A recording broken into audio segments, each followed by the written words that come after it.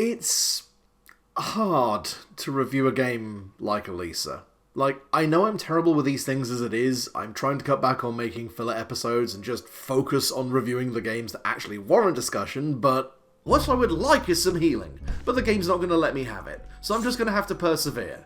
With this fuckery, with this abject goddamn fuckery. You absolute shitweasel. Fucking hell. Why not? Just stick the dick right in there, wriggle it around, and take out a kidney in the process. So the answer is don't try and melee the boss. It's fucking broken. Fuck! Well, it's clear my feelings about the game are complicated. Which isn't to say that I disliked it, which in itself doesn't make a whole lot of sense, but then again that's why I'm making this video. To explain precisely how I got so violently angry at a game and in the same breath can now genuinely commend it for so much. So I apologise in advance for the messy, poorly reasoned ramble I'm about to embark upon as we discuss the beautiful, janky mess that is Alisa.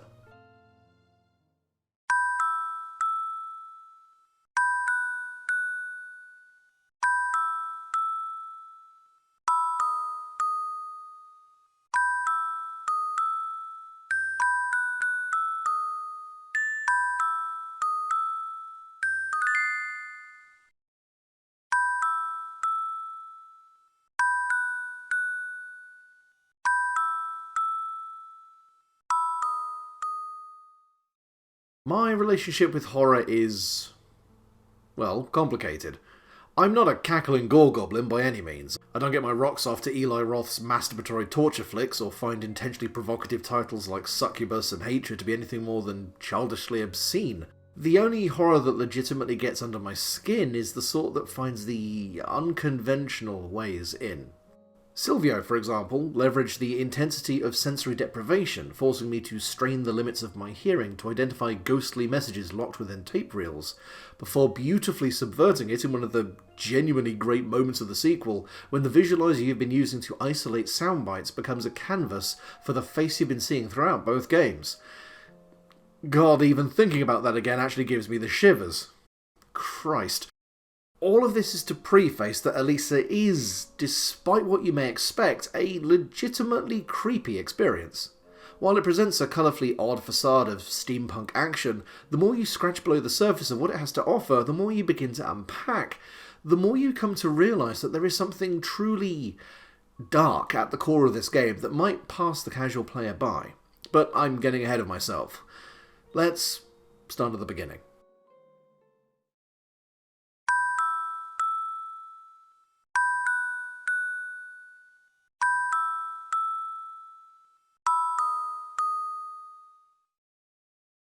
Alisa launched back in June 2020 as a Kickstarter project by solo indie dev Casper Croes.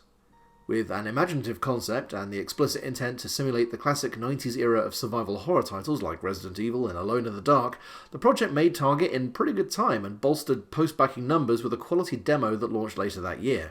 By all accounts, the project was going well, with Casper providing regular updates on progress through his campaign feed and Twitter, but, obviously, being a Kickstarter veteran, I settled in for a lengthy wait as I'd come to expect from... Oh shit, that was quick.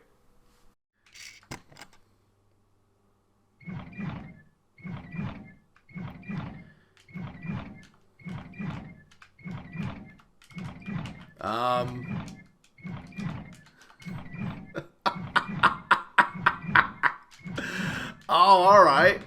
Alright. Oh, we are fucking broken. We are fucking... Wow, I just dropped my controller out of spite, apparently. This is what's going to make it hard to give Alisa a fair shake. It's not actually finished yet. I mean, it's a finished build, it's a product that contains a beginning, middle, and end that is achievable with only the bare minimum of bugs and crashes, but development is more than making a stable product with all features promised. It's about making sure that final project is properly balanced, tested, and true to the initial goal set out. Which Alisa isn't always. Keeping the spoilers out of here for now, Alisa simply isn't a survival horror game. It is at best action horror. Horror light. It bears all the hallmarks of its contemporaries. It has the controls, the camera angles, the hammy dialogue, but it fails to grasp the invisible threads that pull that experience taut, that turn an enjoyably odd action game into a tense survival horror experience. Now, this could be fixed. In fact, of all the complaints I have about Alisa, like 70% of them could be fixed fairly easily with some time, testing and rebalancing, which for all I know Casper may well be working on. As I said before, he's been working on updates since launch, still keeping communication open with fans, making me feel like a right prick for being so negative, so there's going to be an asterisk put at the end of this review pending full release. If things do improve, I'll be more than happy to review my feelings and adjust things accordingly. But until then, I've got to call it as I've seen it, and as you've probably seen, I did not have a great time. Nonetheless, Alisa has plenty to praise. For a start, the game utterly nails the intended aesthetic. It honestly feels like I've dug up some obscure French PS1 game from the back of a jumble sale. Crispy graphics and MIDI score all played pitch perfectly. Casper has an amazing eye for creating environments and models that translate very well into the low-res template which the game runs through, capitalising on expansive uses of colour and sweeping shapes in lieu of fine granular detail. From the murky greys and muted tones of the village in the prologue, through the lavish interiors of the mansion to the more abstract areas you'll find yourself in later on, everywhere feels really fleshed out and unique, with each location's enemies feeling equally tailored to their respective habitats. Selling all of this is the score, composed by Alisa, which does a great job in breathing life into Casper's work. The safe room themes in particular, each one getting a unique theme, are just pure ear candy.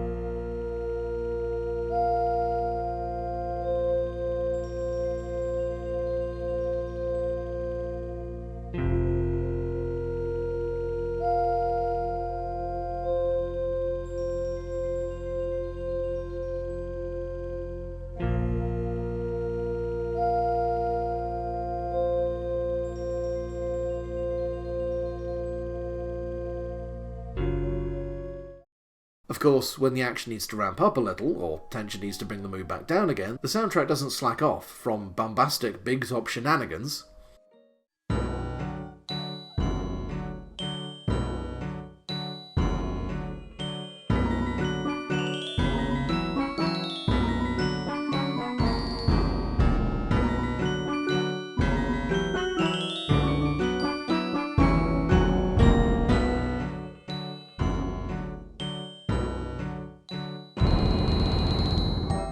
to brooding, more oppressive moments of isolation.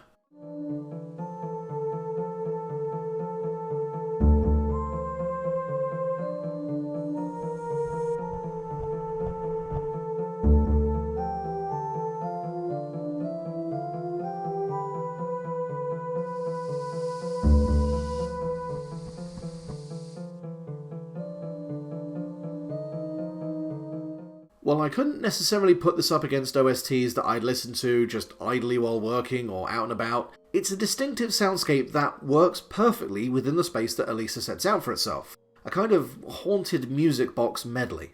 However, it's here that my praise begins to thin out. While the visual presentation and the score are robust, they can't make up for the fact that the writing and voice work for the game is, at the absolute best, endearingly hammy. Now, that sounds like ass-backwards critique. It's not as if Resident Evil was an acting masterclass, but there's a difference between Japanese devs attempting something gritty and inadvertently ending up with gems such as, "Oh, Barry! That was too close. You were almost a Jill sandwich. You're right. Versus a game which has had 30 years of hindsight and yet still achieves line reads of this quality. Hey, come over here. Open this door. You're under arrest. Now, yes, the voice talent are, from what I can tell, not native English speakers. I'm not going to set unreasonable standards for people who are taking on some of their first semi-professional voice acting roles, but there's no consistency to it. Like, throughout the game, the tone whips all over the place from character to character, with some playing their roles tragically straight, while others would rival Tim Curry for how firmly they lodge their tongue in cheek. Sadly, the worst offender is the one character who really doesn't manage either. The lead character of Alisa. Voiced by Alisa, and I feel like a shitbag for getting this critical about a character that Casper has clearly modelled after someone he cares about, but either Alisa really needed some clearer coaching and direction in how she was to deliver her lines, or if this was the best they could get, then it might have been best to bite the bullet and find another voice actor for the role. I think I have a constructive thought to lead on to here, so please bear with me. I play a lot of games from around the world, many of which are made by developers from non-Anglophone cultures. Many of those who produce English language dubs for those games tend to be pretty bad. Take this. No, it doesn't matter. Here, this will help you. Watch the film. It contains everything. Watch. There is a cinema nearby. Here's the thing, though. It's really, really hard to convey the right cadence and emotional range of a language you don't originally speak unless you're either incredibly fluent or gifted in emoting. It's much easier to act in a language you're most comfortable with. So why not make Alisa in French? Keep the subtitles, obviously, but why not? If you've played any of the Metro or Stalker titles, you'll hopefully know where I'm coming from with this. While the English dub produced meme-worthy content, the truest version of the game's atmosphere comes from experiencing it in the native language to the setting. Bong Joon-ho said it best when he stated, "Once you overcome the 1-inch tall barrier of subtitles, you will be introduced to so many more amazing films." I feel you could equally apply this to game design. Perhaps not retroactively, I'm not deluding myself to the point where I'd expect Casper to go back and re-record all the voice work in French, but as a future consideration, it's worth floating it as an idea to other devs at least. Narratively too, Alisa is rather messy. Part of this could be attributed to the fact that, as of now, Casper is still working on adding more content to the game and fleshing out what interactions we already have with certain characters, but at the time of writing, I have to admit that while I can confidently tell you what happens, I couldn't really tell you what the plot is. It contains all the elements required to put a compelling story together, but it never quite manages to find the time to actually spell anything out, relegating much of the world building and revelations to notes you'll find scattered throughout the mansion's grounds. Alisa herself is mostly a passive receptor to the oddness going on around her, only actually getting into gear and making progress to a tangible goal in the last half hour or so of the game's runtime. It's never so bad that I found myself disinterested, quite the opposite in fact. I wanted the game to unfold for me, to do more than throw a couple of weird cryptic notes and a cutscene my way. I'd always rather have a game leaving me wanting more than totally dispassionate to the story it's trying to tell. A weirdly backhanded kind of praise, I suppose, but there you go. The final and perhaps most critical flaw in Alisa is the aforementioned fact that, at best, Alisa is action horror, not survival horror. The distinction is slim, but pronounced in practice. One of the core tenets of survival horror, perhaps the tenet, at least to me, is that the player must manage their resources, that they have to make calls on the spot as to whether an encounter is worth avoiding, fighting, or juking through, deciding if it's better to trade health now for precious bullets later on. Alisa attempts this. It feels that at first, in earlier builds, this was very much the intention, but mechanically, the framework it's trying to build it upon simply doesn't support it. Combat itself is pretty much fine, though there's no lock-on as of yet. It's not too difficult to get a bead on an enemy, thanks to the cursor that appears on screen when you draw a weapon, but the core loop of combat doesn't lend itself to survival horror. Without spoiling anything critical, let's go into a little more detail. Throughout the game, as you explore the myriad rooms of the mansion, you'll run into a cheerful little fella by the name of Pol, a hand puppet for an unseen ally who resides in the game's many safe rooms, providing a save point, shop, and wardrobe for you to store your unused gear and costumes. His services all come with a price tag, however. Tooth wheels. While you can find the occasional stash of them secreted here and there around the various areas of the mansion, the main way you're going to collect them is through destroying the clockwork horrors that are chasing you down at every turn. Every major weapon, every costume, even the act of saving, locked behind this foundational requirement to actively hunt down and kill every enemy you find is... It's not how a survival horror game generally works, not unless you consider Resident Evil 4 to still fall within the same category, and if you do, I'm sorry, but please put down the crack pipe, you've had enough. In most survival horror games, resources are awarded for exploration, puzzle solving, and general progression through the story. Here, it's a simple matter of efficiency. Find the optimal means to kill every enemy you see, and you'll be flush with cash till the endgame. Avoid combat, and you'll not even have the pocket change required to save your game in the single save slot provided. Oh shit, did I not mention the game only gives you one save slot per playthrough? And there's no checkpoints? And that it often puts boss fights all the way across the damn map from the closest safe rooms? Did I not mention that? Because I'm not a fan. It's really not helped by the fact that the basic economy of damage to power to overall value is scuffed. Take the first two weapons you can buy from Pol. On the one hand, the Blunderbuss, a break-action shotgun with a short range and not much stopping power. It's a hair better than your basic pistol, but really suffers from a slow reload. Cost, 22 tooth wheels. On the other hand, the Saber, Alisa's standard issue weapon that's lost at the start of the game.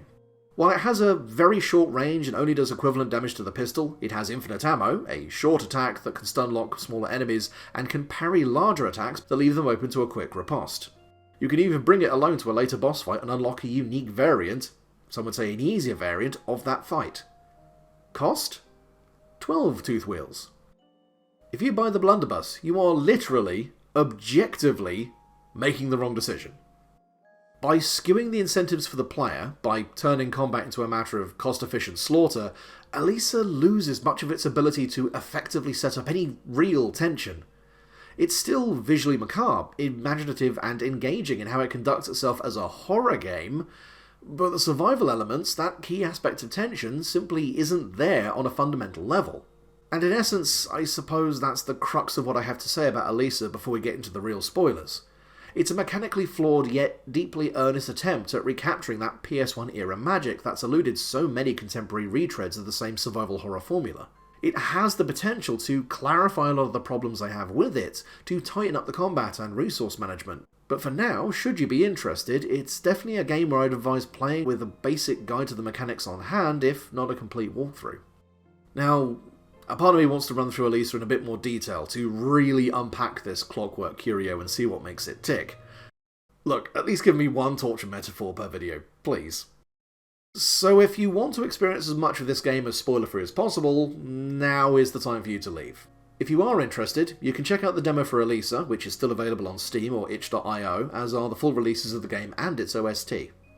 For those who don't mind having much of the game spelled out, or who want to stick around to enjoy a good old-fashioned dissection, I'll see you on the other side of the jump.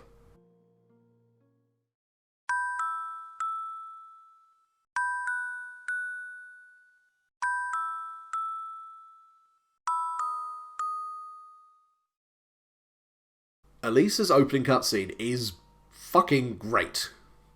Wow, eloquent, really getting into the thematics there, aren't we? Jesus. But I'm right, so fuck you, me. While it's only used here and there, the CGI cutscenes that bookend Alisa are spot on tonally, encapsulating everything I fondly remember about those slightly stiff yet engrossing pixelated animations from the PS1 era. We begin with our protagonist, Alisa, aboard a train hurtling through the countryside, part of a nationwide manhunt for a thief who escaped the capital with blueprints that seem vital to the well-being of the state itself. Partnered with Jean, a toothpick-chomping baguette enthusiast, we're quickly briefed on the situation at hand before arriving at our stop, a tiny station in the region of Boutin de Coulnopa, to follow the trail and actually begin the game proper. Immediately it's clear something's wrong here, beyond Jean's unsettlingly persistent toothy grimace. The little village is almost totally abandoned, barring one old-timer who Alisa and Jean briefly interview, who explains that all the able-bodied men left long ago to get jobs in the city,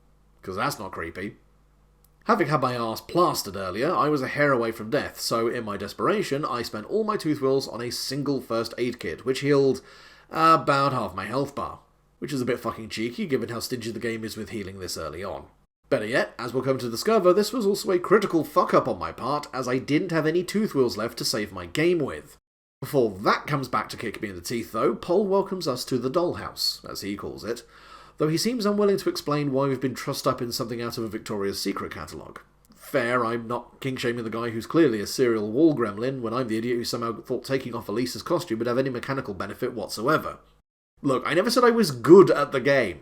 During my ill-advised skimpy escapades, we find one of the stairwells that leads between floors and narrowly miss seeing someone. Due to its only partially finished nature, there are a lot of these moments where I feel like the game is about to do something, then completely abandons that thread to no other effect. I can hope that these are threads that Casper will be picking up on in later updates, but having these weird vestigial plot threads just sort of hanging loose around the place results in a tone that's less mysterious and more perplexing. Either way, we find a rare cache of ammo lying around the mansion. The game is perilously scant with health and ammo you can just find lying about, and at the top of the stairs locate a puzzle block alongside a note declaring this place. Alright game, which one is it? We're doing a chromatics reference or a madness reference? Because I'll tell you right now, Scar is severely underrepresented in the survival horror genre, and I will pay good money to play a skinhead battling Thatcherite zombie cops in Brixton. It's up there with the only other concept I've heard that would be just as good. Motown drag queens versus Andy Warhol Cenobites. Hang on, what the fuck was I talking about? Oh, right, yeah, the game. Despite the difficulty being rather nastily skewed against me at this early stage, one aspect of the game that never really got out of hand were the puzzles. This simple scavenger hunt for the blocks required to spell out a keyword and the accompanying sliding block maze were both clear enough to figure out fairly quickly without requiring any out-of-game knowledge or moon logic to complete. We'd previously found one in the larder as I was getting pounded into pastrami, one found here, with the final block kept behind a locked door to which we now have the key. For a game with so many locked doors and shortcuts, Alisa's map doesn't quite cover all its bases. Unless you're able to commit which doors require which keys to memory, you're going to be running back and forth between locations until you find the right one. Likewise, simple distinctions that games like Resident Evil had, where a cleared room was marked differently to one that still had items in it, are absent. They're not game-breaking omissions, but when one of the games you're drawing from got this right almost 30 years ago, you're making a pretty big oversight. With both puzzles solved, we begin what I'd honestly consider to be what Alisa's been building up to for the last 45 minutes or so, cause it's about to get fucking weird as shit and stay there from now on. So it seems that this place has a doll jail, very normal, very cool, complete with lethal obstacle course pendulum pit, which of course I ace on the first try. Off! I said on the first try, fuck you. Next is what I believe an estate agent would call the, circus wing? A grand big top complete with March of the Gladiator style music, which I get to enjoy for all of 30 seconds before I get bum-rushed by these absolutely horrifying creatures, get cornered, blindsided by one of their bodies obscuring the camera, and utterly stomped to death. I lose all my progress. I am, at this point, mildly annoyed. Retracing all my steps, this time not getting my ass kicked by Babyface quite so much, and taking the time to wipe the lobby clean, I purchase the saber, return to the circus, and die again. I'm gonna be real with you, this little ambush is positively fucking terrible. Each one of these bobble-headed bastards are so massive they'll easily blot out much of your view if you run too far back down the hallway, and I absolutely can't be sure of this, but I could swear the dead body of the first one actively blocked my shots at the second. On the third attempt, finally, we take them both down, at least grabbing plenty of tooth wheels for our trouble, and stagger forth into the actual hub area itself. Able to more freely explore, we poke around several rooms, some mundane, some considerably less so.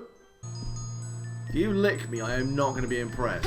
Ow! We also run into a couple more unfinished threads hanging around in this build. The dark area the heads emerge from seems to need illumination, which we cannot provide, and this locked door in a nearby safe room seems to need a coin or medallion which never appears.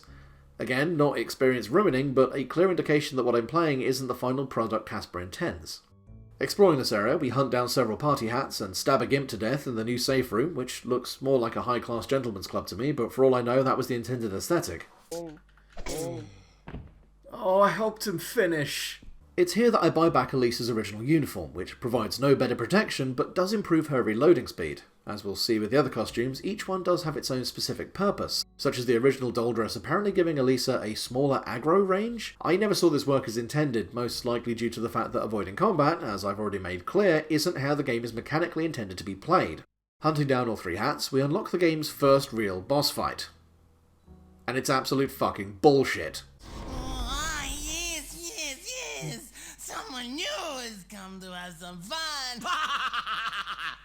Dr. Edmiston can go and cram this entire merry-go-round from hell, random chance, cock-and-ball torture session of a boss fight up his narrow arse. Not only is the fight situated several screens away from the closest save room, not only are you so early in the game that you'll barely have much in the way of health or ammo if you've not got the hindsight I gained by replaying the first section, not only does the fight begin with about 15 seconds of cutscene every fucking time you do it, but it's horribly designed for a fight built for tank controls.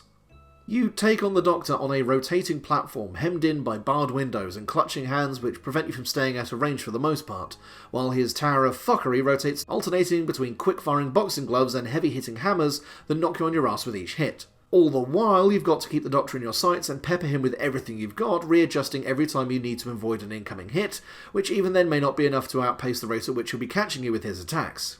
It took me several attempts, and one final desperate hunting trip back upstairs to take out any remaining enemies to scrounge up the tooth wheels for the blunderbuss, and enough ammo to run it. Even then, absorbing 10 shells and a handful of pistol rounds, he finally jumps from the machine and chases Alisa down with a hammer. I mean, he doesn't do anything because his AI is bugged out at that point, so he just kind of awkwardly stands there until I shoot him again, and after a little delay, he realises he's dead.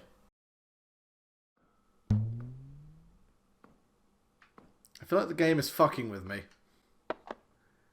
Oh, I found a pulse meter! Yay! Oh, for fuck!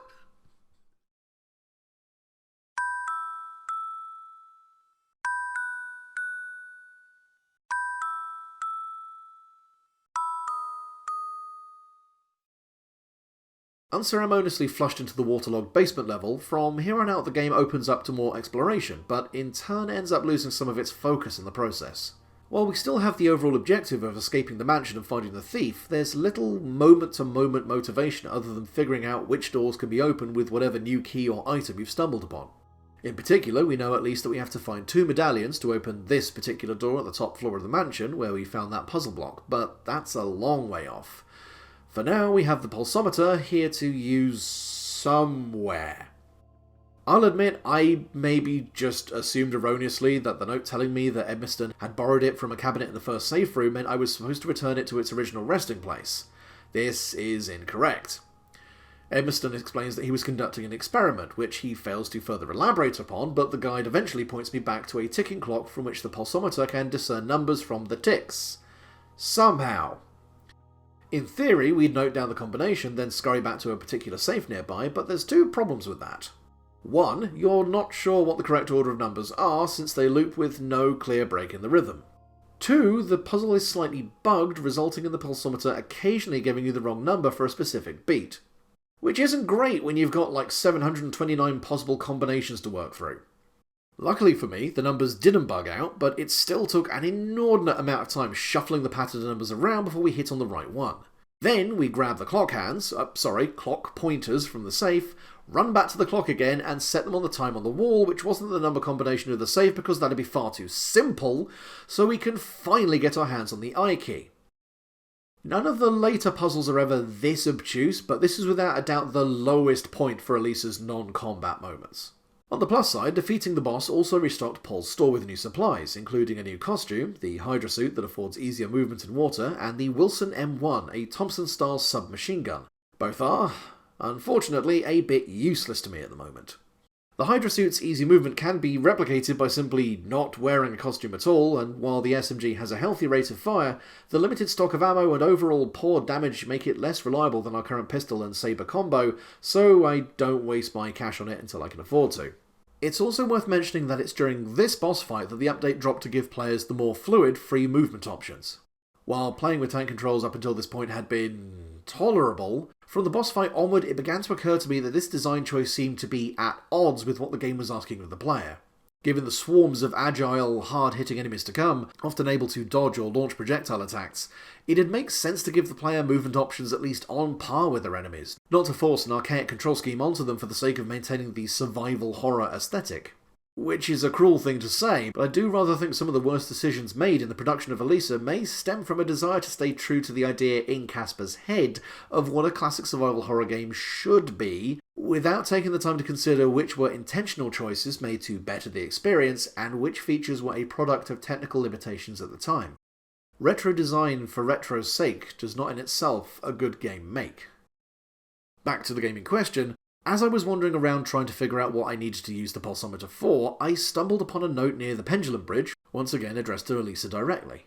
During our exploration of the circus, we'd come across a room with a large doll in a dark dress within a glass cabinet, who subsequently broke out and vanished. This note warns us that said lady, the note writer's alleged mother, may now try to hunt us down. Which she absolutely isn't, by the way. Another thread just sort of dangling there. If this does get implemented and we do get our very own Lady X chasing us down throughout the midpoint of the game, I'd actually welcome it, if only to give us a consistent sense of threat that isn't incentivized to be confronted. Nevertheless, we eventually grab the key and unlock the library, where we run into the littlest larcenist. Hey, come over here. Open this door. You're under arrest.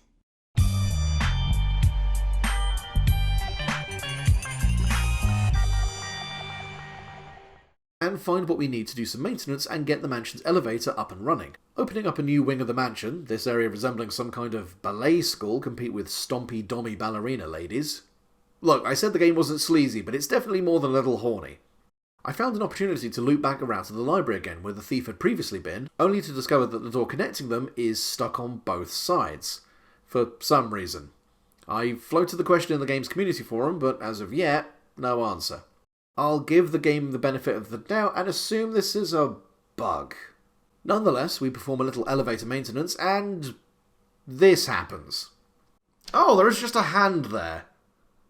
That does not seem OSHA compliant.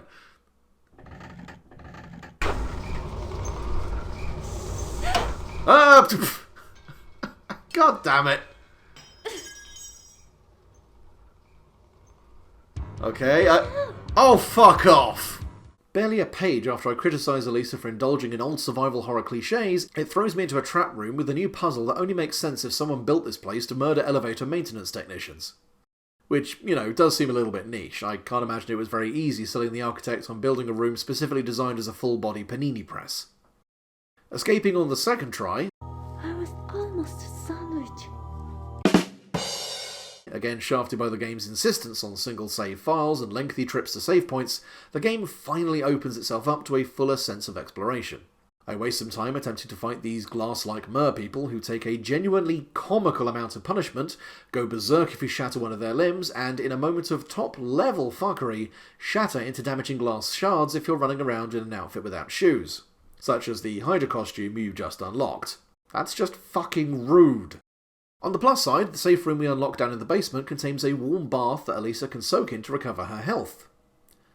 Very slowly.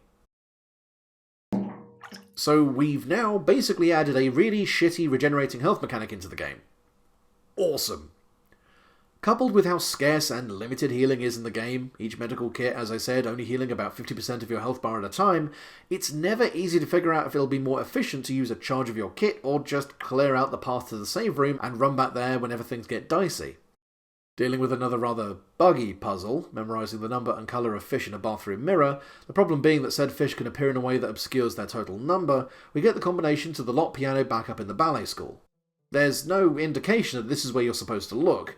At least there's no note or prompt to even suggest you should look at the piano in that room, but that's where we need to go to scrounge up our next key. Retrieving that, we unlock a path to one part of the game where it feels as if the narrative is maybe intended to branch. Here we discover Elise, the doll who's been leaving us notes around the mansion, who's had one of her legs stolen by a gang of dolls down in the sewer. Fending off several waves of enemies, we return the leg, now absolutely flush with cash in the process, and get a distinctive looking library book for our troubles. Returning this to its rightful place in the library nets us the tree key and full access to the exterior of the mansion.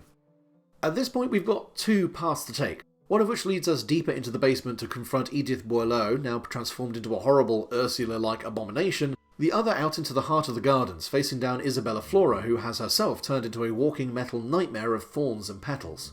Whichever boss we tackle first, our friend Elise will appear to lend a hand, in theory giving us a slight advantage, but in practice really only being useful for one of the fights in particular.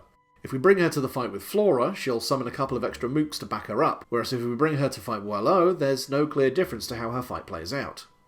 My first attempt at fighting Boileau went pretty terribly, mostly because I'd not brought enough ammo to deal with her and her movement and attack patterns are borderline fucking impossible to deal with in melee. I've heard you can grab the tridents she throws from where they land and throw them back at her, but once again the game makes no effort to make this a clear option for me to take. Her fish attack is also some absolute bullshit. I'm not sure if maybe you're supposed to parry it, but it's so wide and fast that even with free movement it's almost impossible to dodge. It's not helped by the fact that even to get to the fight you have to navigate through a flooded maze, either wearing the Hydra outfit for extra mobility or using one of the more useful costumes and dealing with slower movement several minutes away from the closest save point. If the game had a basic soft checkpointing system before each boss fight, an option to either retry the fight with your current gear or maybe load your save and try something else, it would have made some of these fights not better, but at least less frustrating to bash my head against. Unwilling to keep slamming my cock into that particular desk drawer for now, I decided to go and check out the gardens in the vain hope that it'd be a bit less bullshit. Which, in all fairness, it was less bullshit, but significantly nastier. Navigating a series of sliding gates, the gardens are populated with two varieties of metallic plant people and one clown for some reason. While both plant people are tanky motherfuckers, the more feminine variety have an unpleasant tendency to not only launch projectiles, but have a wide arc on their melee, which makes them difficult to approach. It's here that I ended up discovering, much to my annoyance, that the Blunderbuss and Wilson simply didn't cut the mustard, unable to even stall, let alone kill, without an absolutely ridiculous volume of fire. In practice, it was easier and cheaper to just cheese them with the saber, repositioning after a few hits, provided I could get them one-on-one. I could never tell if headshots did more damage, mostly because the controls were fiddly enough to just get a general bead on someone, let alone target a specific limb, but if not, that'd be something you'd want to carry over from older survival horror games, surely. The whole practical benefit of the shotgun in the Resident Evil series has always been risking injury to get a point-blank headshot, a guaranteed instant kill, and if you time it right, multi-kill, rather than spaffing several shells at a distance to lesser effect. If this was implemented, if I have just totally missed this mechanic, then fair enough, but a prompt would have been appreciated to at least let me know this was an option. Hell, if you take the head off one of the glass mer people, they'll actually rush you. It's actually a better idea to aim for centre mass with them.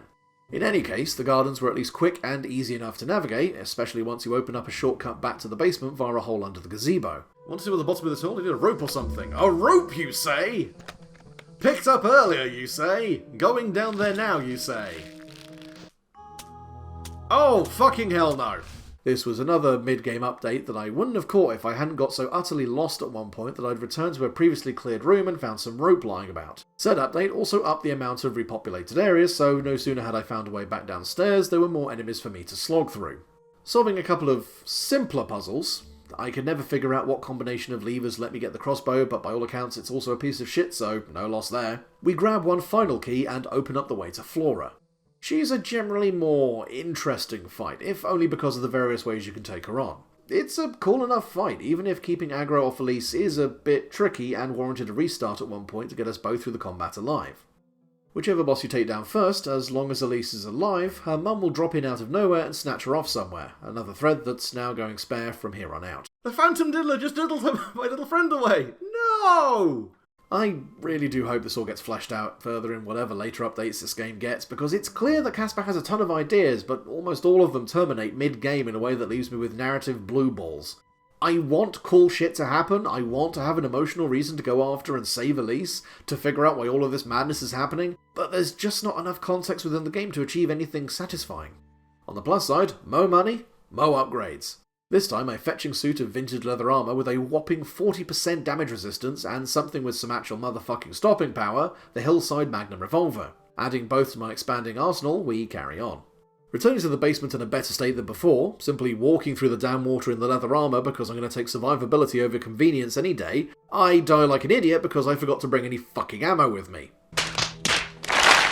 Finally giving in and using the Hydra outfit just so the run back is less tedious, I return with the Magnum and install several new blowholes in the horrible slithery bint, finally putting her down for good. With both bosses taken down and key items in hand, we're approaching the endgame. However, before we rush to the finale, I return one last time to see Pol, who reveals the ultimate weapon. Finally, my sweet child. Let's make beautiful music together.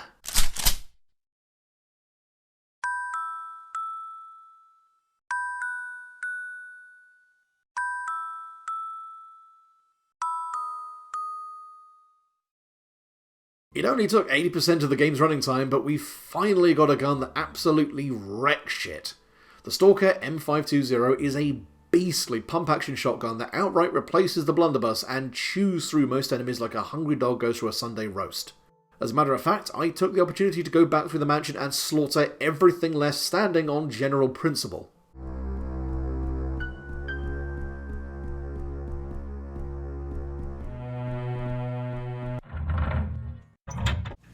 Hey buddy, I think you got the wrong door. The Leather Club's 2 blocks down.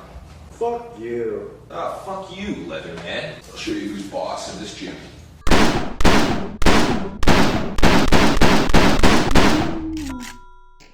You got knocked the fuck out, man! Give me my goddamn money. The payback's a motherfucker, ain't it? Oh god, I needed that. Taking a concealed second elevator, installed on top of the first, we finally access the top floor, which appears to be some kind of chapel? You know, if we could do something about the whole doll infestation, this place would make one hell of a wedding venue. We snag the second medallion, return to that barred gateway from the beginning, and open it up, allowing us to access the rest of the chapel, which is, come sing along with me. Mandatory stealth section. I'm going to say this right now. Introducing brand new mechanics into your game in the final act with no real sense of foreshadowing is bad. I'm not even going to try to be considerate here. This section was absolute sweaty donkey bollocks on a humid Monday afternoon. Having to avoid these patrolling Maxim gun turrets without clear indications of line of sight, at one point having to judge where one of them is by sound alone, with failure kicking you a good distance back to the closest save room, is slap-worthy game design and just not on. Getting past this weird little gauntlet after a few attempts, not even knowing which door I'm supposed to be going through but just trying them at random until I get it right, we throw some levers and unlock a few of the doors. Mercifully, this also gets rid of the turret creatures, though not for long. We also get to glean a bit more insight into what the fuck is going on with all these weird creatures via one final note left behind by Emerson, who confirms that a strange object, known as the Finger of God, has been the catalyst for all the strange changes we've been seeing. Isabella Flora managed to successfully fuse it with plant life, but Eberston still struggles to keep his subjects alive. The concept of some eldritch artifact being wielded by psychotic scientists in some futile hope to achieve eternal life is a cool concept, especially given the eerie, bloodless body horror that comes with flesh being transmuted into machinery, but it's not quite clear enough with how it's used throughout the game. Interestingly enough, you can still see on the Kickstarter page for the game that in an earlier Inception, Alisa would upgrade her abilities by grafting mechanical components into herself in a modifications menu, becoming more and more doll-like as she tries to escape that very fate. I imagine these were ditched due to the complexity of adding and removing whole abilities from Alisa being harder to implement than adjusting values, but it would have been exceedingly creepy to see Alisa slowly losing her humanity the closer she gets to the source. It'd also make the final twist of the game, one which I honestly really enjoyed, land with even greater impact, but let's not get ahead of ourselves. Discovering a room full of chemicals, we're cornered for the last time by the Pocket Prince himself, who has literally upgraded himself to become a short king. Then this happens. What are you talking about?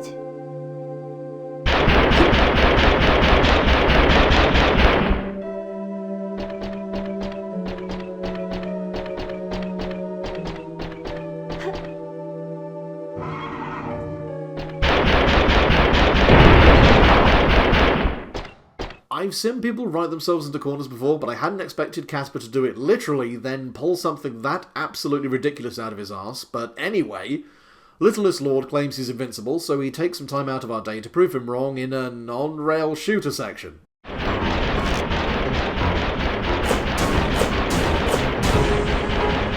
Remember what I said about introducing new mechanics really late into the game? Like, fucking why? Like, it's cool, I guess, and not all that hard once you know how your ride handles, but man, what a weird direction to swerve in. Knocking some sense and several dozen bullets into Dinky Duke, he explains that the only way to get out is by destroying the finger. Conveniently enough, there's a partially complete chemical bomb that only needs a few more components to complete, so with his dying breath, he bids us farewell. This final section barely requires any detail. We simply run back to previously explored areas, solve a simple candle puzzle, and load up with as much ammo as I can buy for the shotgun and magnum. With the complete bomb in tow, we return to the chapel. The place is eerily silent. Dark. Only a few lanterns casting any light at all.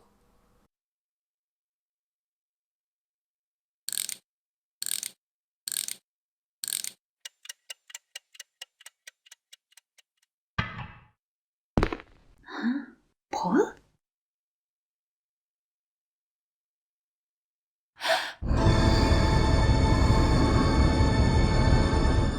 The Doll Master, Paul, the architect behind it all, one and the same. The very person helping you survive is the final obstacle to letting you leave. If those upgrades had remained a part of the game, this would have been one hell of a twist. To realise that all those upgrades were just this Alpha Kuma's plan to turn you into another doll for his collection. Well, in lieu of a safe word, lead will have to do. He's a tough fight, abusing the game's stun-locking issue I mentioned before to absolutely devastating effect, but with careful dodging and planning, he's toast. The Dollmaker collapses, opening the way out. Didn't Babby Baron say you had to blow up the finger for the way out to open? Oh, fuck it, never mind. Alisa escapes into the woods, and an explosion rocks the mansion, hopefully obliterating the finger in the process. Exhausted, but safe, Alisa collapses to the ground as a fine dusting of snow begins to fall.